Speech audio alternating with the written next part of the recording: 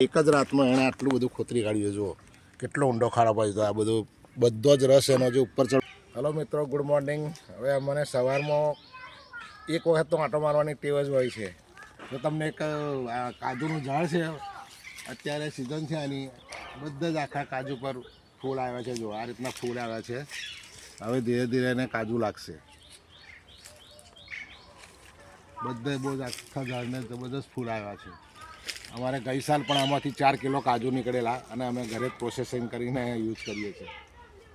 એક ઝાડ છે અને બીજા નવા પણ 2-3 ઝાડ અમે વાવ્યા છે. આ પણ કાજુનું જ ઝાડ છે. આ કાજુનું ઝાડ છે, પછી આ પણ કાજુનું ઝાડ છે.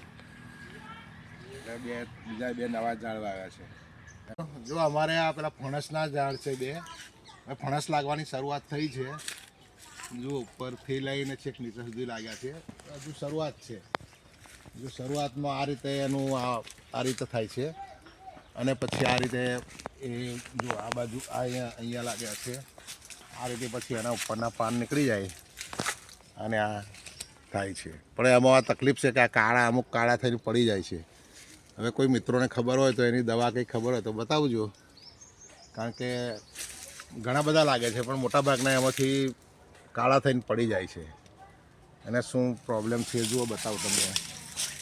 આ એક કાળું થઈ ગયું છે, આ એક લાગ્યું છે એની જોડે કે આ કાળું થઈ ગયું. આ રીતે થઈ જાય છે, પડી જાય છે. ભૂંડ આવે, પછી રોજ આવે, નીલગાય આવે છે, પછી પોર્કીપાઈન સાહુડી આવે છે. જો એક સાહુડીનો તમને એ બતાવું એણે શું કર્યું છે. જુઓ આ એક નારિયેલી હતી, અને આ એક જ રાતમાં એણે આટલું બધું ખોતરી કાઢ્યું. જુઓ કેટલો ઊંડો ખાડો પડ્યો તો આ બધો જ રસ એનો જે ઉપર ચડવો જોઈએ નીકળી જાય.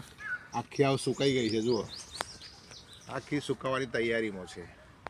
એટલે આવું નુકસાન પણ થાય છે. પણ હવે પ્રાણી પ્રેમી હોવાને કારણે હવે એને આપણે કશું કરી શકતા નથી.